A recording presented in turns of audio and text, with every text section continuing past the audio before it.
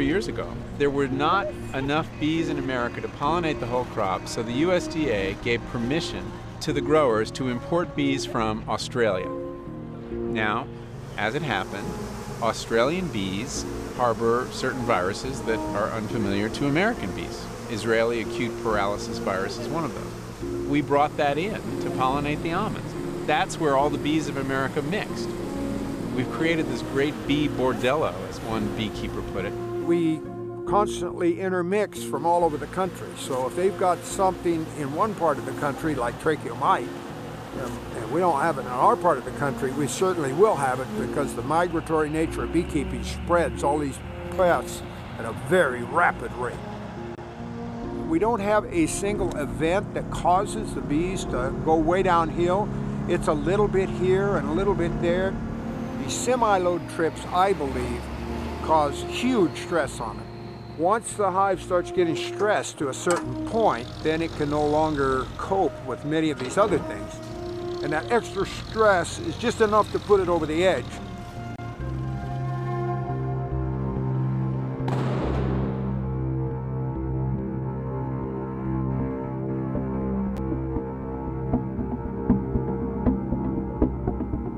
So many of the problems we face come down to one thing, and that is monoculture. There are many attractions to monoculture. It's efficient, but from the point of view of nature, it's insane. And monocultures are the reason that the bees are struggling. And monoculture is the original sin of agriculture.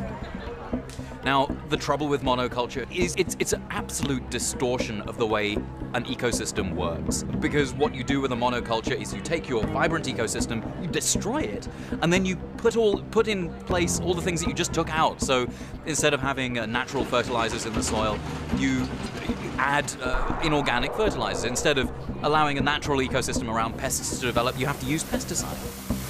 So what's the connection with bees?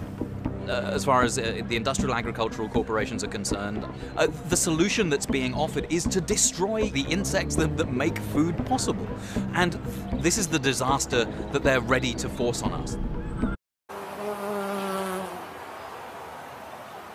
Countless studies have shown the incredible intelligence of bees. In the well-documented waggle dance, bees use vector calculus and physics. After finding a food source, forager bees return to the hive and perform a dance for the other bees, which conveys all the information they need to go to the food source. Now, not only does this dance convey the direction of the food source, but also the distance to it. As if that's not complex enough, every 4 minutes the sun moves 1 degree to the west. Bees actually account for this in their dance. It's been documented that every 4 minutes the angle of their dance moves 1 degree to account for the movement of the sun.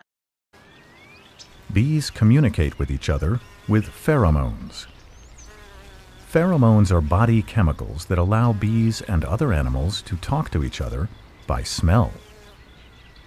Bees smell pheromones and other scents with their antennae and can tell whether a bee is from the same hive, a worker, a queen bee, or is warning about danger.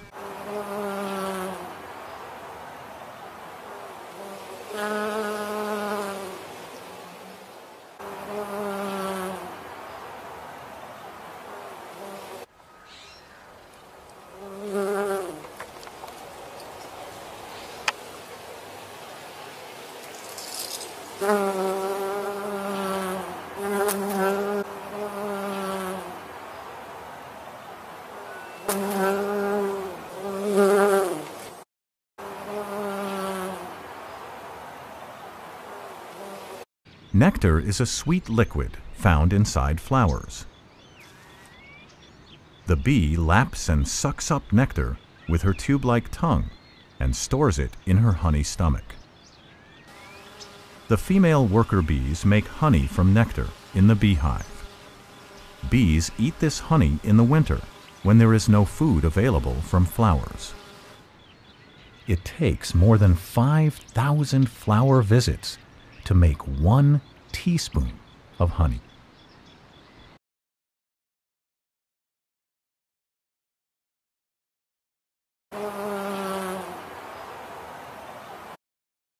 how honey is actually made. Bees swallow nectar into their crop, they regurgitate it, add enzymes to it, meaning spit, chew it, swallow it, and repeat many times. Each droplet of nectar is swallowed and regurgitated 50 times. You heard me right. Your sweet, sweet honey is bee vomit.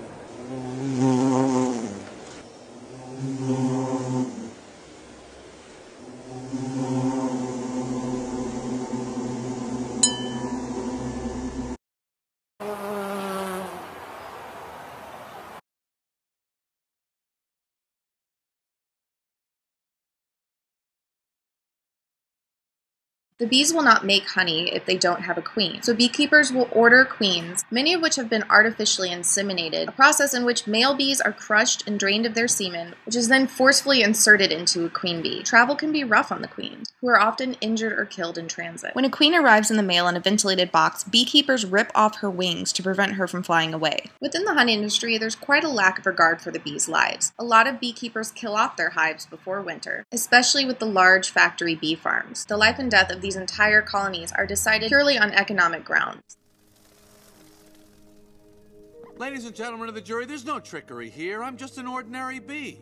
And as a bee, honey's pretty important to me. It's important to all bees. We invented it, we make it, and we protect it with our lives. Unfortunately, there are some people in this room who think they can take whatever they want from us because we're the little guys.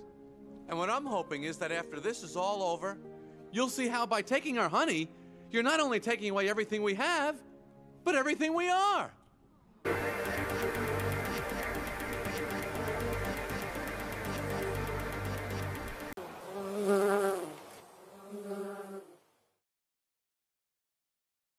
You're Klaus Vanderheyden of Honey Farms.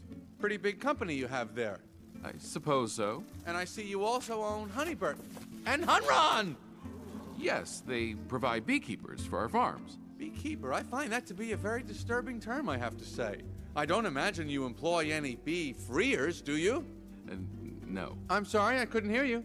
No. No, because you don't free bees. You keep bees.